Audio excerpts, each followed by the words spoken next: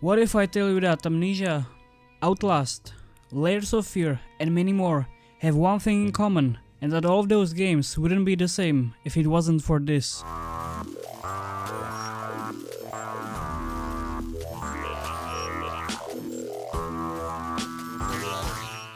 Let me explain. It all began in 2002, when Thomas Grip started his first year as a software engineering student. His first dive into the space of horror games began with his own project called Unbirth. Thomas's vision was to make a 3D, first-person horror game in a spirit of Resident Evil and Silent Hill, but with more stuff to examine and little less violence, as he put it. There were a lot of obstacles in a way, because all of the commercial 3D engines were expensive, and the free alternatives didn't meet Thomas's needs. However, his friend Pierre was working at a commercial 3D engine at the time, and offered Thomas to use his engine for free, in exchange to use his game as a technical demo for the engine, and Thomas agreed. After some time, Pierre was forced by his customers to update his engine to meet the demand, and because of this, Thomas had to redo the code for his game multiple times. In the end, he had to basically rewrite all the code in the new programming language altogether. Thomas stated that in hindsight, it seemed like it would have been better to just make his own 3D engine, but he doubted that he'd be able to pull it off without the enormous amount of experience that he got from working with Pierre's engine for over 2 years. After this experience, Thomas swore to never use unfinished third-party software ever again, and he tried to make as much as he could by himself. Unbirth was a tipping point for Thomas, to start working on more projects and later on, also write his own game engine, thanks to the knowledge that he gained during this time. While working on Unbirth, Thomas got to know Jens Nilsson, who would later be a co-founder of Frictional games, as we know it today. As Thomas's and Jens's education would end at the same time, they decided to work on a college thesis project together, which resulted in a game named Energetic, which can be seen as a first step towards formation of Frictional games. It was first project that they made from the ground up together, and some of the game's code is still in use today. That engine was already known at that time as the HPL engine. After university, Thomas started working at his own 3D engine, using Energetic's code as a base. The idea behind it was to continue along the path that Unbirth laid. And as Thomas said, he was sure that he's not going to use any third-party tools anytime soon. When the work was done, the Penumbra tech demo was the result. At the start, the game didn't do so well at a competition that they submitted it to, which was SGA, or Swedish Game Awards. But Thomas was still hopeful that it would at least give him a footing inside of the game industry. However, to everyone's surprise, a month or so after they put it up on the internet as a free download, it exploded, getting millions of downloads over the summer, which kickstarted their gaming career. By the way, if you like this type of content and would like to see more, consider subscribing, cause I already have some more in the work. Now let's take a closer look at a Penumbra tech demo, as there are some interesting things that we can dissect. As we already discussed, this was meant to be just a technical demo to showcase the power of Thomas's engine to kickstart his career in the gaming industry. But the demo was so popular that Thomas and Jens ditched the idea of joining big gaming corporation and later on founded their own company. From this time forward, they would use the same engine for all their games. An engine known as the HPL engine, named after H.P. Lovecraft himself. So, what was so special about this game, you ask? Well, it was about the gameplay and innovations it brought to the table. First off, the physics-based interactions were groundbreaking at the time. Players could manipulate objects, open doors, drawers, and interact with the world in ways that was unheard of at the time. Even fighting with enemies was physics-based, and this level of immersion was groundbreaking for this genre. Hey, little note from future me here. So, do you know why Thomas chose to use physics as a main gameplay theme for the demo? It's simple. They didn't have time to animate all the interactions and other stuff in time, and they figured that physics just streamlined most of that work that they would otherwise need to do manually. Environmental puzzles were another highlight. The demo featured intricate puzzles that required use of environment and critical thinking to solve them, adding a layer of complexity to the game's already tense atmosphere. Then there was terrifying encounters with grotesque creatures, The Penumbra tech demo was one of the early games that focused on avoiding enemies rather than fighting them head on. A design choice that would become a hallmark for Frictional games' later titles. This demo had a profound impact on the horror gaming landscape. It laid the groundwork for a resurgence in popularity of this branch of survival horror genre, inspiring many other developers. Games like Outlast, Layers of Fear, Alien Isolation and even PT can all be traced to the choices that this demo made in terms of design and atmosphere. They all in some way adopted the run and hide gameplay style that becomes synonymous with this style of modern horror. The demo received critical acclaim for its psychological horror elements, immersive storytelling and innovative mechanics. It was clear that Thomas was onto something special. The legacy of Penumbra engine demo lives on through the Frictional game's subsequent titles. They refined and expanded upon the idea introduced in this demo, creating some of the most iconic horror experiences in the gaming history. Amnesia and Soma, both powered by the HPL engine, which evolved from the Penumbra engine, cemented Frictional games as a master of horror. These games continue to be celebrated and referenced in the gaming industry. So, let's take a closer look at the Penumbra tech demo. It is about a half an hour long, so I'll try to make this a little bit more detailed, so we can see later on how the soul of this demo lives on, thanks to the next games in a series. Thanks to the intro of the game, we note that our protagonist's mother died, and received a letter from our late father. In that letter, there is a key to the safe deposit box, and in that box, we find a bunch of notes, pointing us towards a remote location in Greenland. In a cutscene, we get on a fisherman boat and head towards the Greenland. As we approach the land, it seems that the storm is about to start, but we go towards the place that was written in the notes right away. While we're wandering through the storm, we ended up following a line of rocks, where at the end, we find a door leading us to the bunker that was in the notes. First room basically serves as a tutorial on how to interact with the world and how to use inventory. We find some glow sticks, dynamite, and a note where we can read that there is a power outage in the facility, which never happened before, and as a result, there are probably some creatures lurking in the dark. Walking through the corridor, the lights turns off, probably as a result of another power outage. On our way, we find a pipe that will come in handy just in a moment. As most of the doors here are powered by electricity, those doors are stuck. But there is a slit in the door, where we can use the pipe that we just found, and pry open the door. In the next room, we find a generator that has no fuel. So we find the fuel on a shelf in the room next to the generator. This is the first interactive puzzle that we have to solve. As we can't quite reach the fuel container, we have to tip the shelf for it to drop on the ground. Now that we have a fuel container, we can go back to the generator. And it's still broken. Well, now we need to find some hose that won't leak. Thankfully there is one on the lower floor in a drawer, so we connect it to the generator and start it. Now that the power is back on, we can go back and open one of the doors that was previously locked.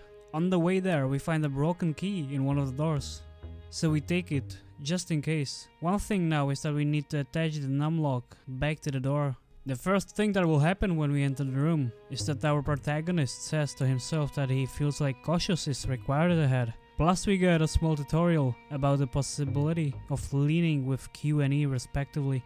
In the room that's just ahead, there is nothing interesting, so we just make our way back, and by that we trigger our first enemy to break the door open and start chasing us. Now we have three options. Either we kill it with the dynamite, which I was unable to do anyway, or if I was a little bit more intelligent, I would realize that this electric cable is just a huge door trap.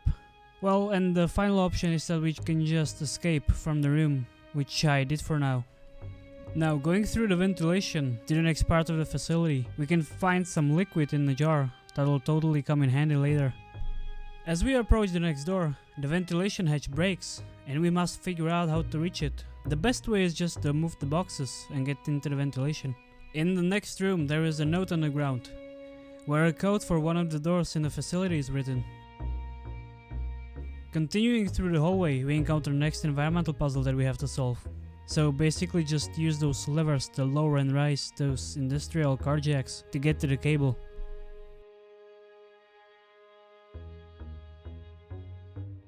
Making our way back, we can use the cable to power on this electric grinder. And by the power of gaming, we somehow combine those two key pieces together. Don't ask me how that works, but well, now that we have that key, we can go back and open the door where we found it.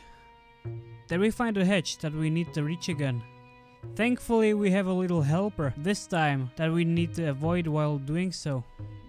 I figured out that you can just ready the hatch key and jump to open the hatch, so you don't even have to use the boxes. While in the ventilation there is another hatch that will lead us to the next locked room. There is a computer with another code in it. Now the only thing that we need to do is combine 2 jars of some liquid to make an acid.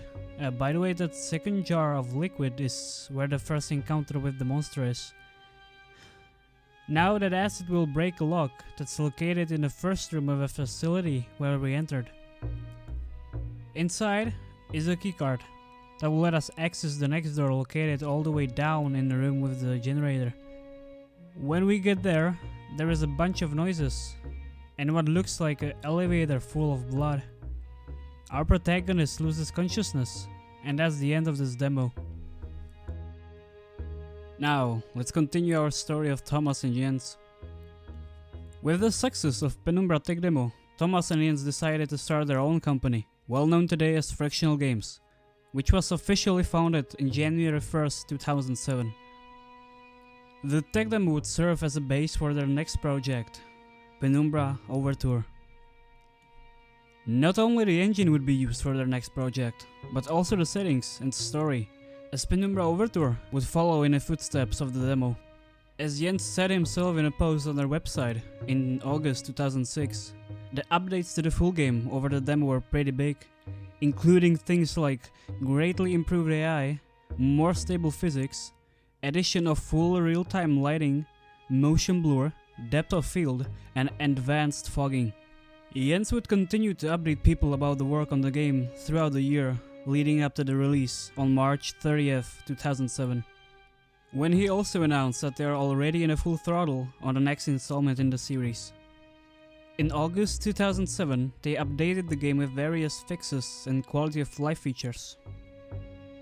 In September, they announced that the next installment in the series will be published by Paradox Interactive in Q1 2008. But that's for another time. Now let's take a closer look at Penumbra Overture. As we already discussed, after the success of tech demo, they decided to make a commercial game out of it. And thanks to clever thinking in combination of puzzles and physics interactions, they were able to create the whole game in about 9 months, which was and kinda still is unheard of in terms of game development. Going all the way back to Unbirth, Thomas wanted to do a similar thing with Overture as well, a game inspired by Silent Hill with a lot of puzzles and tense atmosphere, but in first person. The idea behind first person comes from the fact that they didn't have enough resources. Doing animations and other things in third person takes time. Because when you're in a first person, you can get away with a lot of stuff that you otherwise have to model and animate. As Thomas said himself, one of the main inspirations for Penumbra was Silent Hill 1 and 2. And strangely enough, text adventure games. And again, you might ask, what are the similarities between this and this? Well, of course, puzzles. Thomas said in the interview with Ars Technica that puzzles in those text adventures always made sense, especially in comparison to puzzles in games like Silent Hill and or Resident Evil. So they were interested if it's possible to replicate those types of intricate and detailed puzzles in a 3D environment. One difference between Overture and the demo is that in Overture you don't have just environment, traps and dynamite to fight off monsters, but also regular weapons such as a hammer and later on pickaxe, that you can use physics to swing them and damage the enemy or even outright kill them. Going forward with other titles from Frictional Games, this type of combat would, well, let's say it would evolve into something else later on. While there were options on how to defend yourselves against the enemies, there was a big emphasis on hiding in the shadows, running away, or even using an environment to your advantage. There was also a mechanic for luring the enemies away from one place to another, in a form of beef jerky. When placed, enemies would come and investigate, so that you could run past them without being seen. Compared to the demo, there were more open spaces, larger rooms, and in general everything felt bigger in comparison. Puzzles, while not especially hard, were intricately designed and were fun to solve. Puzzles like Morse code that you have to decipher using a notebook. Physics-based puzzles like using a crane to make yourself a platform to progress further, or simply just placing an item on a conveyor belt. While the story wasn't anything groundbreaking, the atmosphere was getting more tense every time you read a new note. Every single note in the game is full of detailed information about your surroundings and helps to solidify overall story and atmosphere of the game. While some notes are mandatory for the game progression, there are a handful of notes that are here purely just to make the player more immersed in the world. And even though the game by today's standards isn't as scary as other games, its atmosphere is still one of the best. Another thing that you might be able to notice is that close to the end of the game, you start to realize that the main level design of the game is the same from start to finish. And when you realize that, it loses some of that magic in my opinion. What am I talking about? Well, let's say that you have 5 main levels in the game, each with its own main objective that you are working on. And in each level you have a hub, or just a bunch of corridors and hallways connecting rooms in which you have to solve a puzzle or pick up some useful item. And it's like that in each level. You have a hub, hallways, rooms in every corner of that hub, and then you're just working your way through the puzzles to proceed forward. I'm not saying that it's in any way a bad thing, but it would have been better if there was more variety. Okay, now let's dwell into the story of Overture. Even though I'm going to guide you basically through the whole game, I'm not going to show you all locations, notes, or puzzles. So even if you watch this part and you still want to play the game for yourself, you can. But if you don't want to see or hear any spoilers, just use the timestamps. It's the year 2000. Our protagonist, Philip, a young physicist in his 20s, who is thrusted into this hellish adventure after receiving a mysterious letter from his estranged father, Howard. Game begins with Philip on a fisherman boat, on his way to find his missing father. After receiving the letter and notes he got from Howard, it points him towards some mysterious place in a remote location in Greenland. And it quickly becomes apparent that there's more to this simple quest than meets the eye. As we make our way under the shore and deeper into the storm that just started, we stumble upon a frozen hedge that most likely leads inside an abandoned mine. Making our way through the hedge, while Philip is already halfway on a ladder, it breaks in half, leaving us no other choice than go deeper inside. As we go deeper and deeper, we find a note dated all the way back to 1945. From that note, we can determine that this abandoned mine was used as a bunker during World War II by the army. In one of those rooms, we stumble upon a strange glowing artifact that when Philip touches it, it seems like he has some visions, and he feels like it wasn't such a good idea to touch it in the first place. In a chest, we can find another note that has a detailed text showing us how to create a plethora of explosives, which will come in handy later on. On our way back, we have our first encounter with the main enemy of the game, and it's a dog. Yeah, I mean there isn't anything special about it. It's kinda a zombified dog, which for now doesn't make much of a sense, but it will make more sense later on. The main objective now is to get into the storage room, to gain access to the key that will open a door to the next section of the mine. Once in the storage room, there is a lighter on a shelf. Although empty, it might come in handy later on, nonetheless. We have to crawl through some tunnels, and in there we find more notes. This time it's probably from a scientist who ended up inside this mine after a collapse of one of the tunnels. After being trapped here for over a month, he ended up eating spiders that lives here. As most of the other supplies of food were already gone, it was his only option. At first, he was scared that they might contain a poison, but when he wakes up the other day and he's still well, he says that they're most likely not venomous. Day 50. His only sustenance were that of spiders. As he said in the note, he had problem catching enough spiders every day for it to be considered a healthy meal. But that day his torch died, and Lady Luck smiled on him. He discovered that their natural habitat is in the dark. Day 71. He did an autopsy on one of the spiders, and found out that at the end they might contain a small amount of chemicals stored in their stomach, which if ingested over a period of time may become psychotropic or even lethal. Day 100. Over past month, spiders become more aggressive and have swelled in numbers and size. He wasn't sure if it was because of his plundering into their ecosystem or something else. Venturing through the tunnel, we find the room with a lighter fuel on a shelf. On the way back, we can hear screaming and stomping above.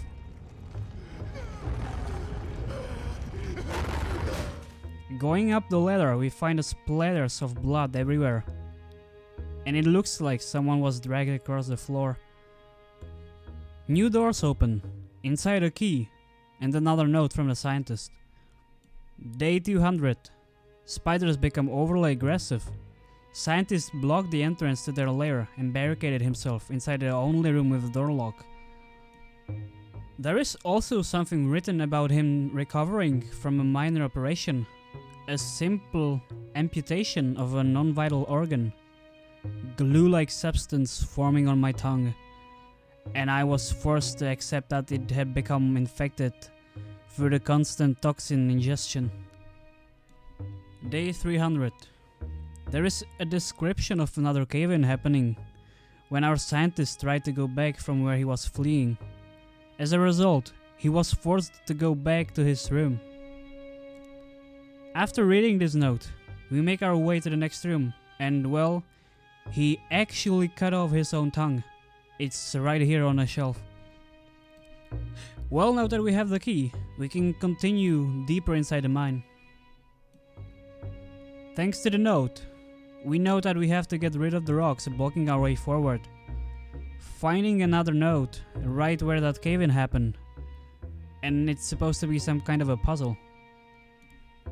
Some of the words are in a capital letters, and the last of those words is the word backwards, so we just read those words from last to first, and we have ourselves a combination for the lock door that will come in handy right away.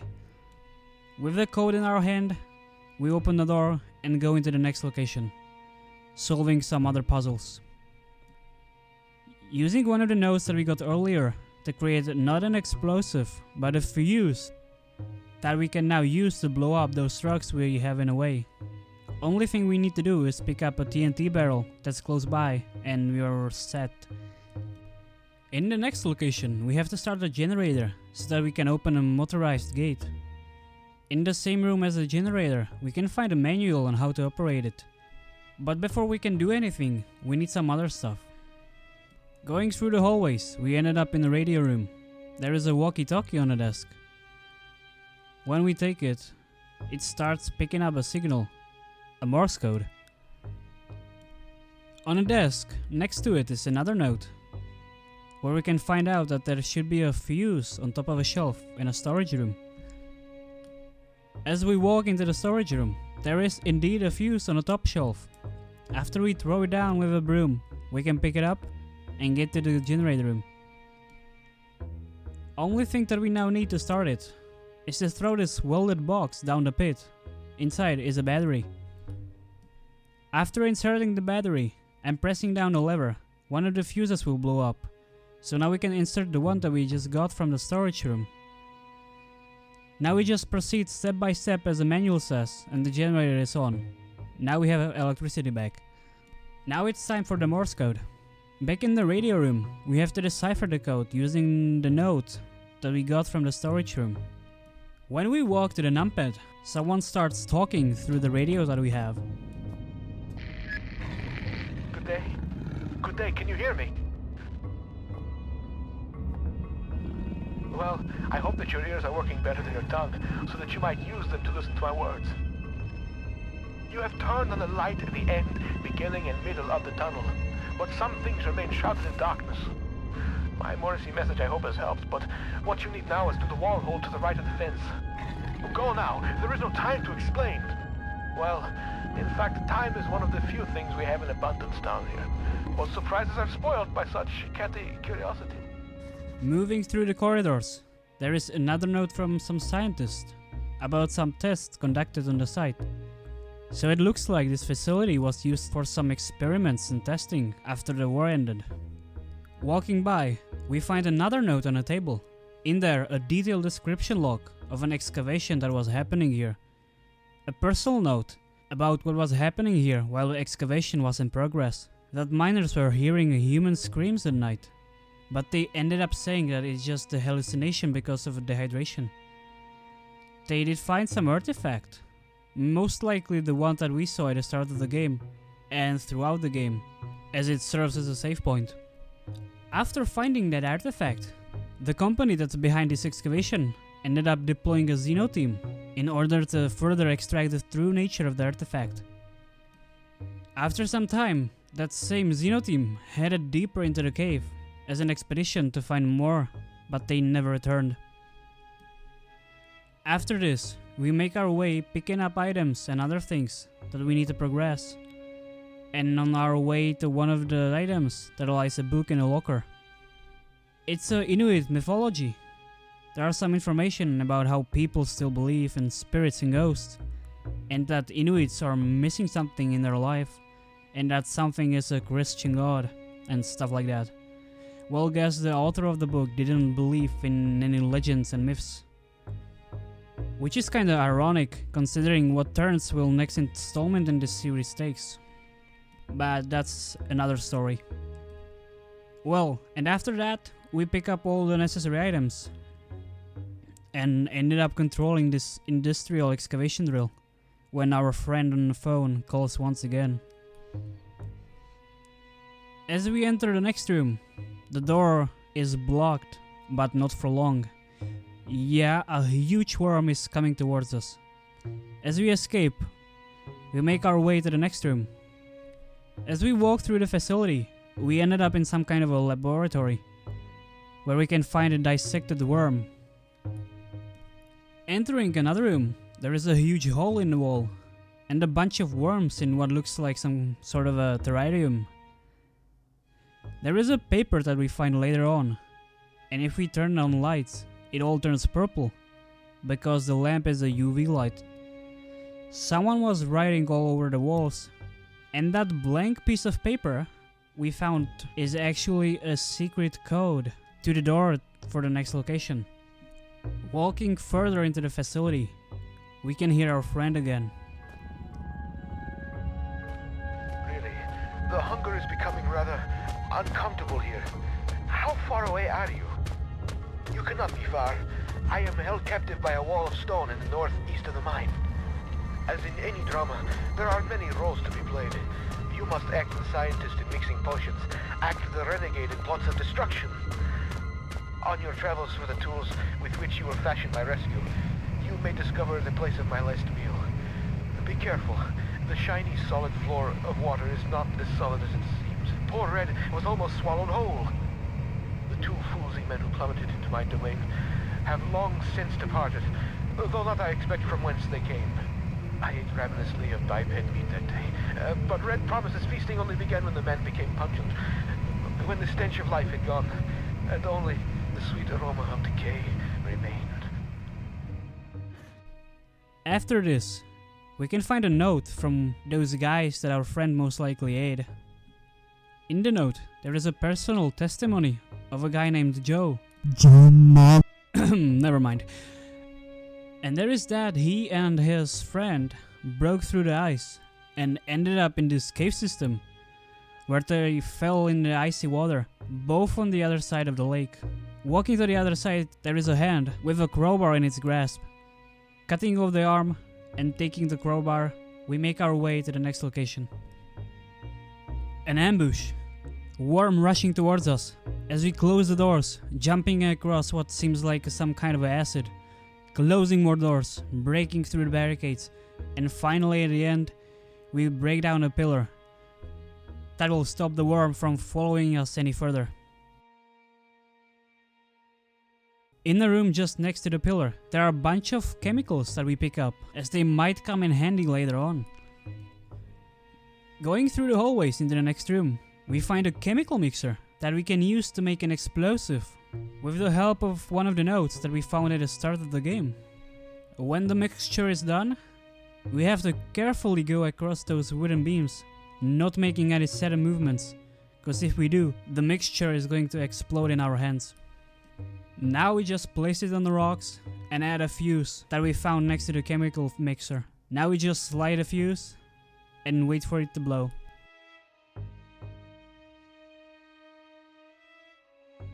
And now we can proceed forward. Entering the next room, we are greeted by our friend on the phone, and also greeted by the most gruesome moment in this game. Good evening. You actually came. There is much that should leave my throat box now, but words elude me. You came, you are so pretty, but I have been bad. The underworld already beckons me, so I suppose one further misdemeanor will change me. It is false pretension and not guiding light with which I have led you here. I cannot give you the answers you want. You may wish to find what it is you seek, but that is a fiction. You cannot know what it is you sought through the vast leaden doorway, or else you would seek anything else in the world. No, the key stays with me, in here, so the life that has led me, horrible as it may be, is better still than the life that waits for you, hungry behind those doors. As replacements go, you shall be admirably abnormal. But you must wonder why this metal burning chamber is talking to you in a voice you knew only as dread. For it is I, your companion, residing within. You see, I have waited for this day so many years. They won't let me die. They have parts of my head are not my own, and I cannot take my life. It is against the rules. Please, the pain has gone on for so long. All I wanted was a friend, but now the time for chit-chats and marshmallows by the fire is ended, and I hope that soon so shall my life. I have knocked on the death's door for so long. Please, let him invite me in for tea.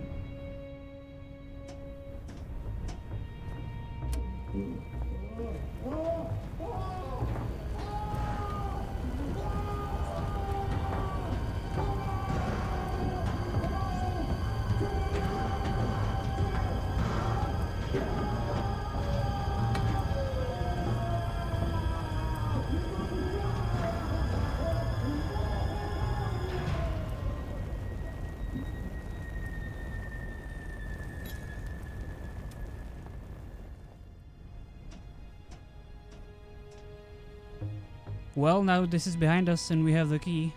There is only one thing that can be done, and that is to continue forward.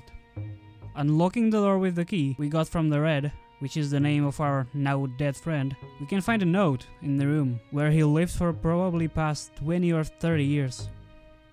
In the note, there is a personal diary of the Red, and on the last page, there is only written age 14. So he was probably trapped here since he was 14 until now. And as the newest note that we can find are dated back to the 70s, it makes sense that he was trapped here for at least 25 years or so.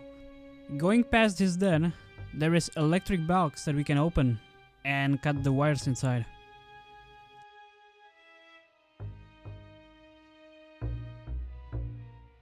Now that this is done, there is a chance for us to use the crowbar on one of the doors and open it.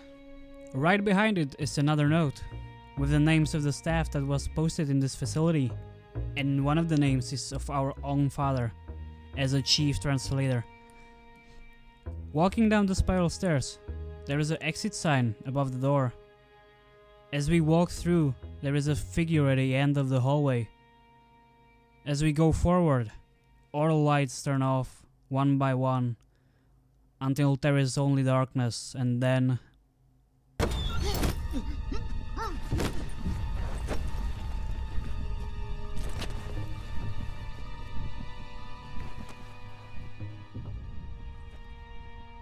Well, and that's the end of Penumbra Overture. I'm already working on another retrospective that will focus on a Black Plague and Requiem, so look forward to that.